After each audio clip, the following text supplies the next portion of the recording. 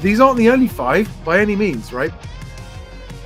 Happy 5 Fact Friday. 5 Fact Friday. I'm Charlie Lambden, and it is 5 Fact Friday. Good morning, everybody. Happy Friday. Hope you got a nice cup of tea or coffee or whatever you like to drink in the morning. Let's not ask Stig what he has to drink in the morning. I hope you've all got something you're looking forward to this weekend, because I don't have much good news from the 5 Fact Friday point of view. Welcome, especially to all the new followers and new viewers. This is Moving Home with Charlie. I am Charlie, and this is my regular Friday video where I round up the 5 verifiable facts that have newly been reported or newly happened in the last 7 days that I think are the most important for buyers and sellers to have in mind when considering whether to buy or sell a home. Now, my channel is carefully named Moving Home with Charlie, not Buy to Let Investing with Charlie or Property with Charlie. It is Moving Home. I am here for home movers first and foremost. Everyone's welcome, but I'm here for you if you are someone who wants to get into a home, who needs to get out of a home, who needs to move home and has to navigate the gauntlet that is the people in the property industry who would say that they're trying to help you, but as often as not, they're really not helping you very much. And often, despite their best intentions. Now, oh, look at you, go. Jenny, Partasi, Paul, Scarlett, hi there. Andrew Taylor, Carlos, Duffy, Yachek, D, Purple Howl, Malcolm Lane, Bulldick Turnip, Trish Walmsley. This Fact 5 for Friday will be very uplifting, not, she says. Okay, let me summarize the 5 facts quickly. I'll run through them for those of you who have to go do some real work. So, fact number 1, some of the big builders, big home builders, are launching their own version of Help to Buy in desperation now that the government doesn't appear to be doing that, which I find extraordinary. We'll come on to that in a minute. Fact number 2, mortgage rates creep back up for the first time in 8 months. Now, it's a very, very small move, but what's relevant and I think noteworthy and makes it reportable in this week's 5 Fact Friday is the fact that they've been gradually creeping down for 8 months and now they're starting to creep back up again. All right, it's just something to bear in mind. If you're selling, it's going to make it harder for you to sell. It's not noticeably, but it's not going to be getting any easier because of interest rates. That's fact number 2. Fact number 3, absolutely devastating data on the London housing market, a full-blown crash in the London new homes market. Those of you who saw my video with Alex on Wednesday evening will know what I'm talking about. If you've got my newsletter in your email inbox this morning and you missed that video, scroll down on the newsletter, you'll see a link to it. And thank you to all of those of you who did watch it and gave us great feedback. You seem to really like what we went through in that video. Not that any of it was good news for anybody, but it was very well received, that video. So that's fact number 3 on the new housing market in London. Fact number 4, an extraordinary story out in the National Audit Office this week that 98% of external wall insulation done due to government mandates on environmental stuff have caused problems that need rectification. Like almost all of it has caused a nightmare to the buildings it was done to. Yet more evidence, if any, were needed, and it's not, that when the government meddles and interferes beyond its basic remit, it always makes things worse.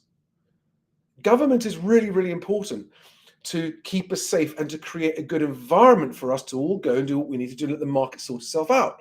And yes, government should intervene where there are people being harmed or ripped off, 100%. We should be protected from those people by government, by the law. But other than that, government shouldn't go any further. I mean, look at the nationalisation, the renationalisation of some of the railways, right? I, in principle, have no objection to the government running the railways because it is, it's like a really important utility for people to get around the country. And it didn't go that well under private companies as they just gutted it all for profit. But in the first year that the government takes over running it, what happens? Cancellations up 50%, and delays and stuff like that. Like, the government is not a logistical operation. It should just stay out of all the markets. Look at what government intervention in the car industry has done. It's almost killed it. Anyway, sorry. That's fact number 4. The external wall insulation done due to government fiddling causes problems needed rectification. And then number 5, Paul Johnson, who was the head of the IFS, the Institute for Fiscal Studies, and is now an economist and a government advisor, I think he's been in some forms, says that the government should not tax landlords more because it will raise rents and homelessness on the back of that. So it's really good to see someone who is respected by the government. The IFS is a think tank, and he's an economist. He's one of the more sane economists out there. There aren't many. And to see him putting his head above the parapet and actually saying the government really shouldn't tax landlords anymore because it will hurt tenants and make rents go up more. I mean, as I hear myself saying this, I can picture all the rent cappers going, la, la, la, la, la, I don't want to hear it, don't want to hear it. And that reminds me of a really important fact I need to share with you. Yesterday, this is my periodical shelter shaming. My periodic shaming of the charity Shelter, a charity called Shelter that doesn't shelter a single person, that spends in the region of £80 million a year on fundraising and advice giving and lobbying government for the policies that are making homelessness rise faster than anything else. And so it really gets my goat when I see them garnering publicity for themselves by talking about, oh, look, these shocking new homelessness statistics. It's unbelievable. It's terrible. There are now 174,000 children in temporary accommodation.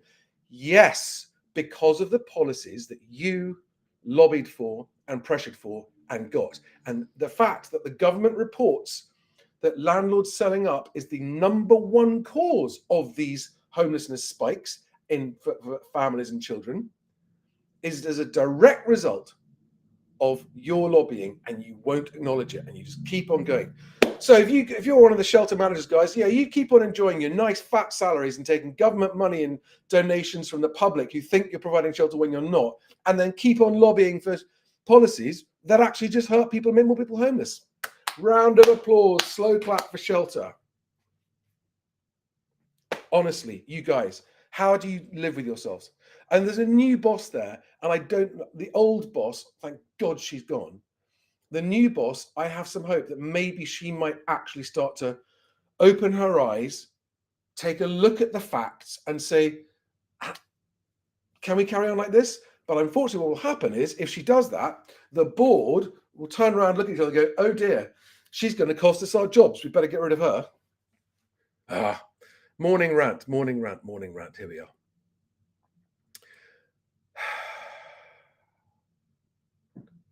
Okay, AG, that's an interesting comment. I will come to that when I've got through the... Oh, the FTSE's in free fall this morning, says Simon Lloyd. Down almost 1.6% in half an hour. What's triggering that? Interesting. I'll come back to that. Let's get into the actual 5 facts first. There's a lot going on here. Right. Fact number 1. UK home builders Barratt and Persimmon launch own Help to Buy offers. Okay. Buyers in England will be able to purchase a new build home with a 5% deposit, that's not new, with the equity loan covering 15% of the property's market value. Market value. That's the point. What is its market value? That's the question, isn't it? That we don't know, and they never tell us on new builds. And the launch of this home loan product is a response to the end of the state-backed Help to Buy. Yes, taxpayer-funded Help to Buy program in 2023, where we are now all worse off, but the house builders rinsed the profits for those 10 years very nicely. And they helped people into homes that they now can't get out of. How kind of them to help everyone into homes that they can't get out of now because they're a negative equity in many cases. So that's that. I just find that, imagine it's like, hey, buy our overpriced product. Oh, what, you can't afford it? Or the mortgage isn't enough for it? Then we'll lend you some of our money to buy our overpriced product, which we will then charge you interest on too. Everyone's a winner. Honestly, guys, if you take that deal, you're a mug, except for rare cases where if it genuinely is going to be your forever home and it's totally affordable and you can pay it down quickly and you don't care about overpaying in the first place and it gets you where you want to be in a quality home that's not going to give you warranty problems and build quality issues, if you actually get a quality place that you're going to be happy in for your whole life, then maybe, if that's the only way to get into it. But I would still just negotiate harder with the home builder and go, no, I want to buy a house. I don't want to borrow your money. I just want to buy a house. I've got a mortgage and deposit. If that's not enough, then go and sign up some other mug. So that's fact number one, this extraordinary industry coming up. I mean, I'm unsurprised to see them innovating with financial products to help them with their collapsing sales, right? It's unsurprising, but it's not good. I wouldn't be doing that. Right. This is the Independent was the one where I saw it reported. Fresh fears for homeowners and buyers as mortgage rates creep back up. I mean, there's no point going into the details here. It's a very, very small increase.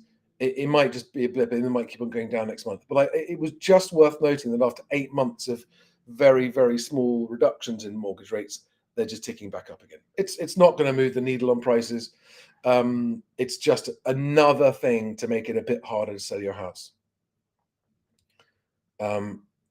Okay, so that's fact number two. We don't need to spend much time on that. Fact number three, we're getting into the new build stuff. So this is the absolutely devastating data quoted by Robert Colville, who is a journalist for the Times, I believe. And he did a piece in the Times. All of these are linked to below, as ever. If you want to go and actually read these articles in more depth, go to the link below that is the 5 Fact Friday blog link on my website, and on there you'll see all of these. If you got the newsletter, by the way, then you've already got all of these links individually in your inbox in that email this morning. But this was the data we went through in detail on Wednesday night with Stiggy. So sales of new builds and starts of new builds both heading towards zero. Now, that is a slide, not a crash, isn't it, guys? The last 3 years are from here downwards. Okay. I mean, a crash is kind of overnight or within 1 year. That's taken 3 years. And the question we've got to ask ourselves, we don't know, there's no way of knowing for sure, is what's that going to do to the rest of the market?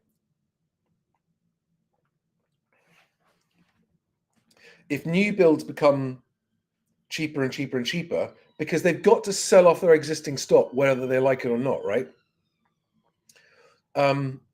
What's that going to do to the value? It's going to pull downward pressure. It's impossible to say how much, but this is, that is catastrophically bad data for the London new building industry. And actually, there's a comment from someone in the chat. AG says, Charlie, the drip of falling house prices has tipped the scales. I work for house builders and they are being forced to reduce their new builds to get out of sites, and they're not rushing to build more. Thank you, AG, for that. Right. And here, by the way, is the actual Molly or London report with the full breakdown of all of it. So if you are interested in getting into the weeds and the details and the facts and figures of it to see just how shockingly bad it is, I mean, to me, it's this fact here that is the absolute sort of smoking gun of everything, because it undermines the argument that planning permission is the problem.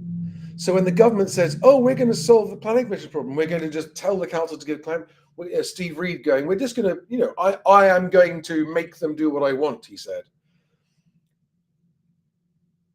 A lack of planning permission definitely has been a problem in the past, and how slow it is to get it, etc. But it is no longer the problem.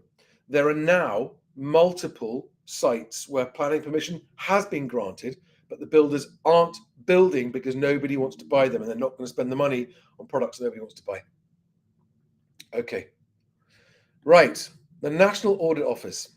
It's just a couple of days ago. Weak controls and oversight. Code for government ineptitude. Blamed for faulty home installations under energy efficiency scheme. So whatever benefits there might have been in terms of energy efficiency from doing this, they will be more than outweighed on the negative side by the costs of fixing these problems, okay, or the values, the negative effect on the value of the affected homes.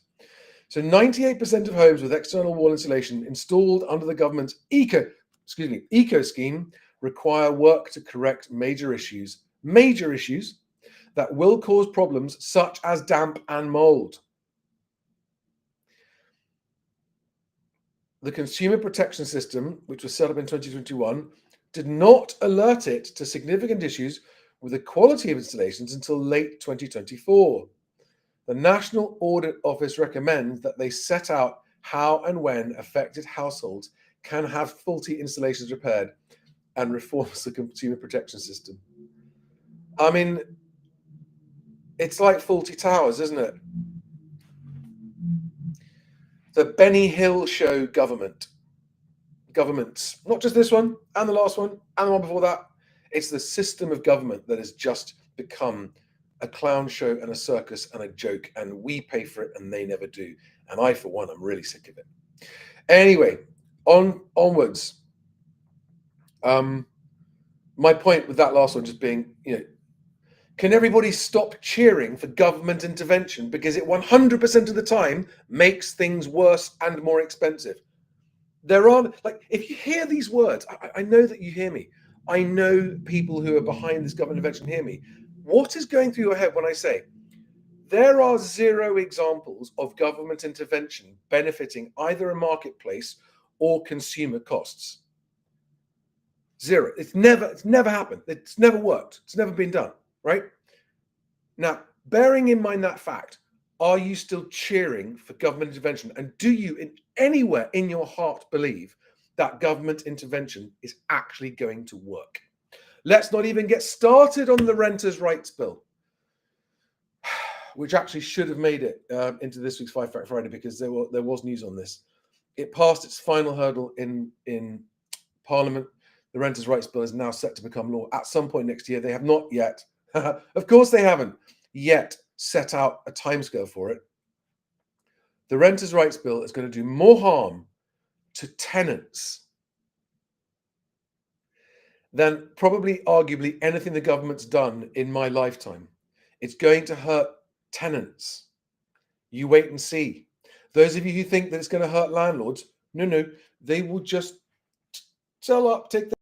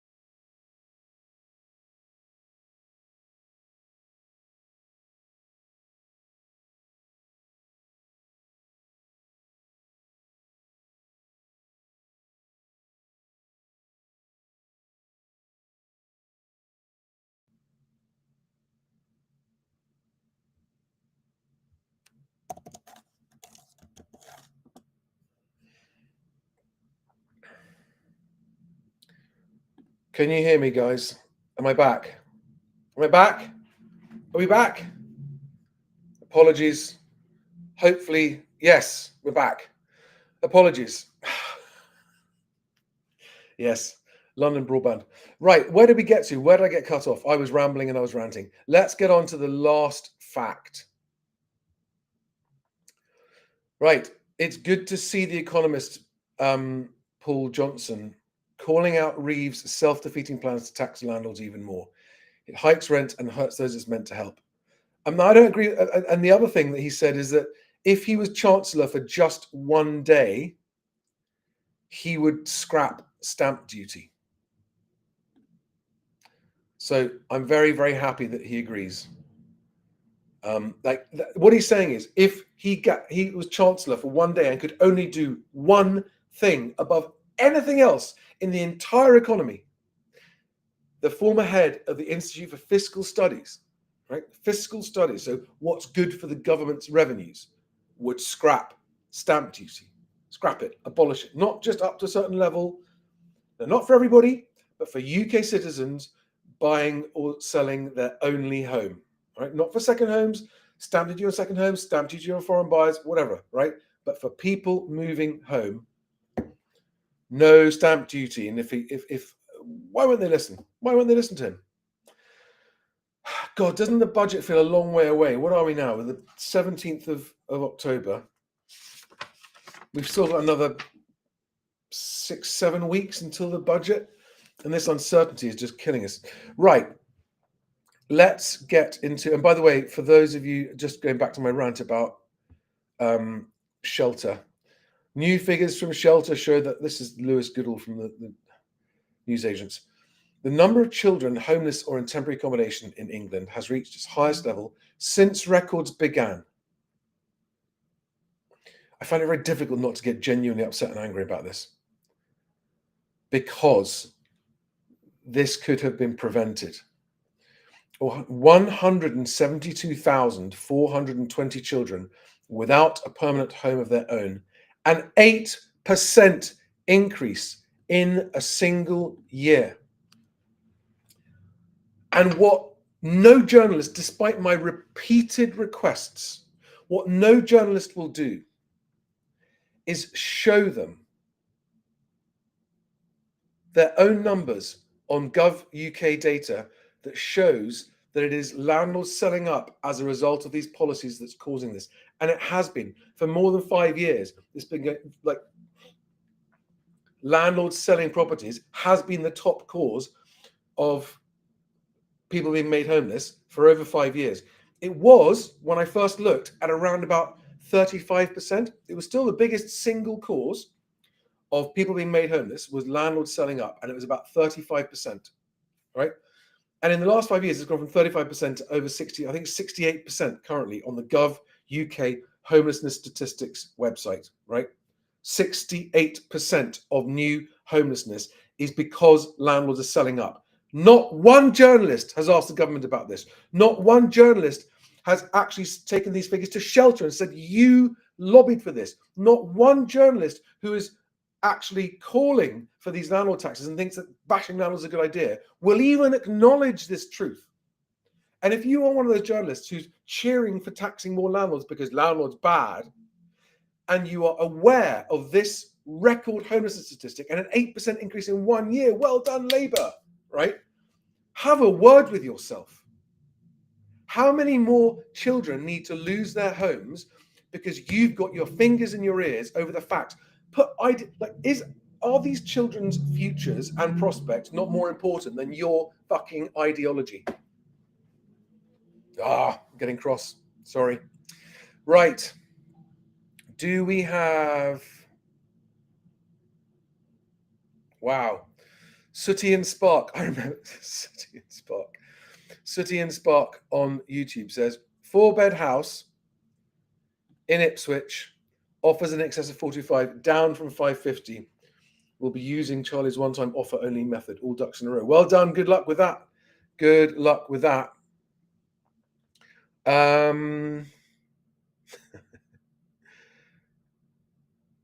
Yes, Richard Payne says, I wish the government, all of them, would butt out. Yeah, we would be better off if they'd never intervened, wouldn't we? Zara Olibocus, I completely agree with this. Now, Stiggy was actually defending them, going, it's not their fault. It's not a heroin addict's fault, it's the dealer's fault, was exactly what he said on our video Wednesday night, talking about the government giving endless free debt and credit and price boosting to new builds. But the builders lobbied for it, and the builders can't be trusted to provide good quality homes anymore. So they have kind of done this to themselves. I'm afraid I agree with that. Doesn't mean anyone deserves to lose their jobs, but the policymakers at the top who've just been juicing us all, go and borrow more to buy our products. Just borrow as much as you can. Oh no, I'm sorry, that's the price. We can't negotiate the price. It's a very high price, but it's worth it. Homes don't go up. Go and borrow, fill your boots with debt and buy our overpriced expensive homes.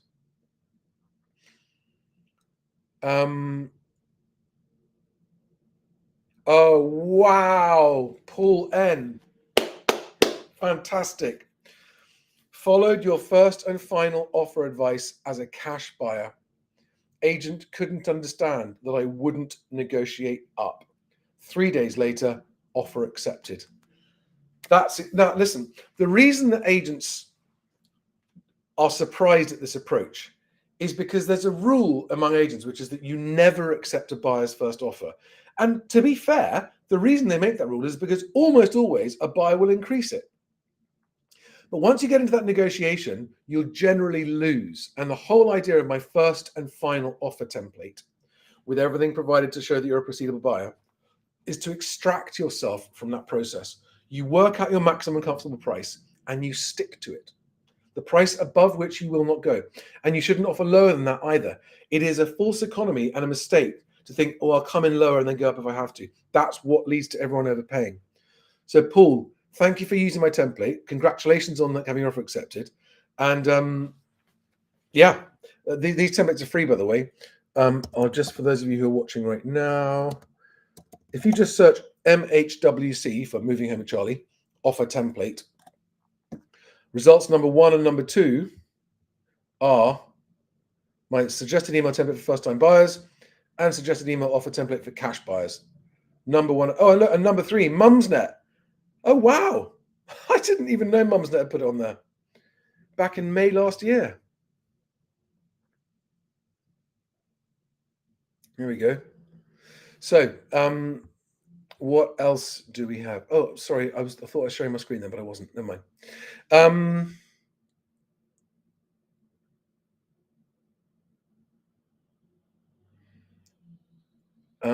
Graham Lysett says, I work on a local business awards, and this is the first year in nearly 15 that they haven't had a Housing Development of the Year award. Okay.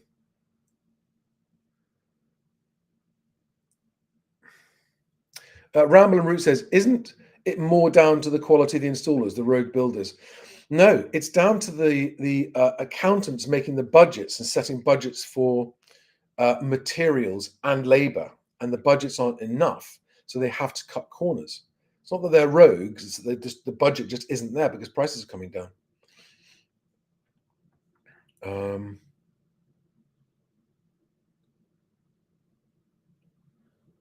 What else do we have here?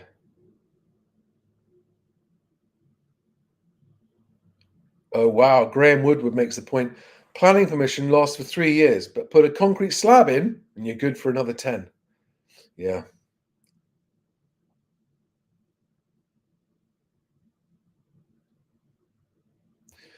Baldrick's Turnip says, question, Charlie, we need more estate agents with your selling process in place. Have you got news of some coming on board?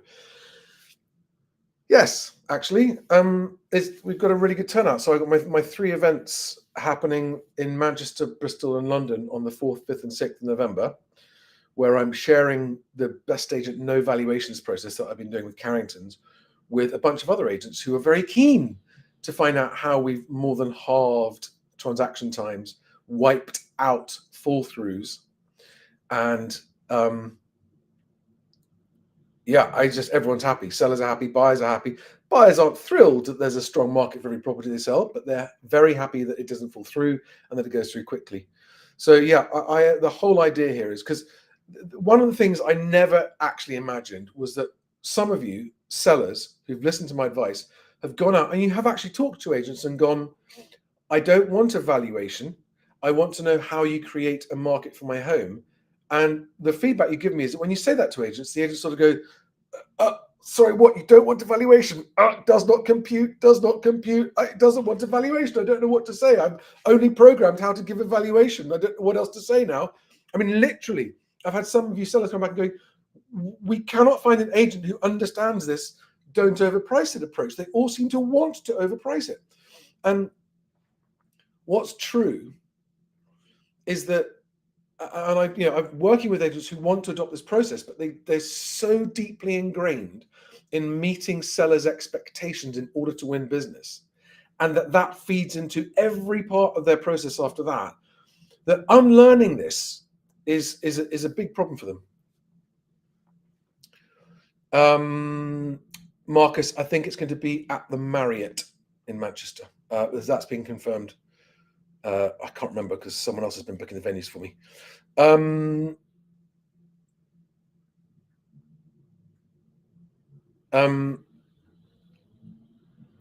AK says, used your first and final offer technique on a probate house we like. Offer rejected. Are we just dealing with greedy people? So, using my template doesn't guarantee that you're going to get your offer accepted. I don't know what your offer is, don't know what their asking price is, don't know anything about it. But all I would say is, you come prepared, you've made your offer. It's the third part of the 3 Ps, which is to be patient. Just be patient. Sometimes it can take weeks. Either they will have other people offering or they won't. And if they don't, and your offer is still on the table, they may well come back to you. But it may also be the case that for whatever reason, they can't sell for less than a certain amount and yours isn't enough.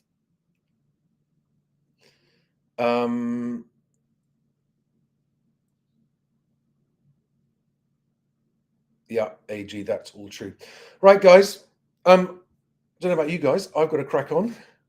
I hope you found that useful. Please remember, by the way, this week, I had been out for dinner with Stiggy last night before I wrote my thought of the week in the newsletter.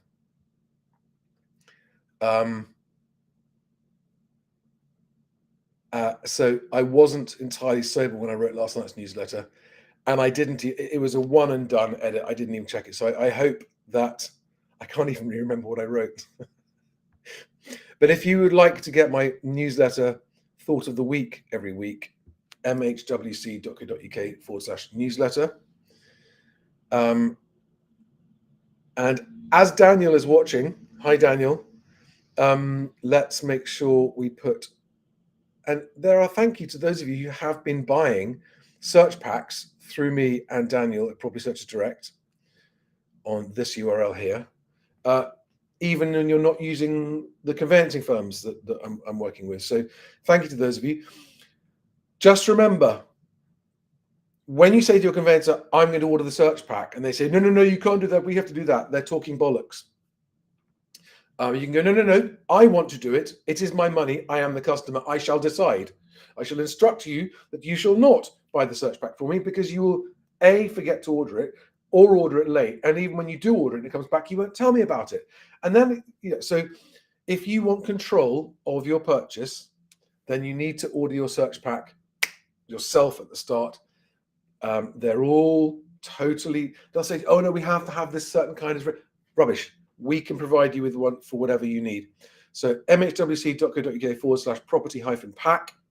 And if you didn't see the video where Daniel and I went through it and all the ways in which property packs not handled properly can derail or waste an awful lot of time on a purchase, go and see that video. Just look at MHWC property packs and you'll find those videos. I'm going to squeeze one last question in.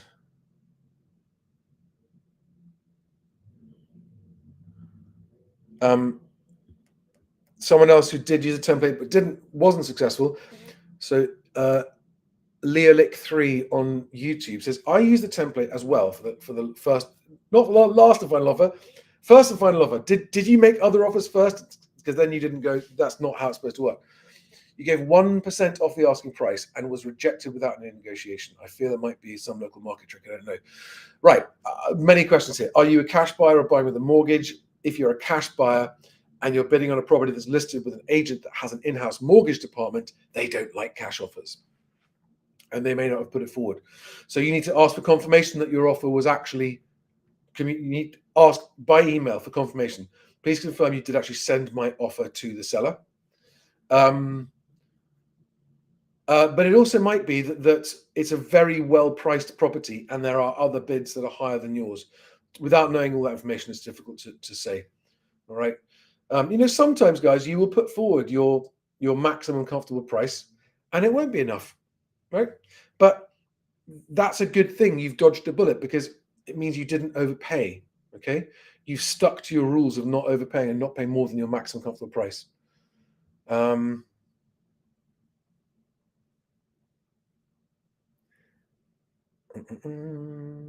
wow, cool. Leolic3 says, yes, watched a video with Daniel yesterday about search packs, an absolute must, 100%. Cool. Right. First and finally said, okay. Anyway, guys, have a fantastic weekend. I hope you've got something to look forward to, and I will see you on the next one. Bye-bye, guys.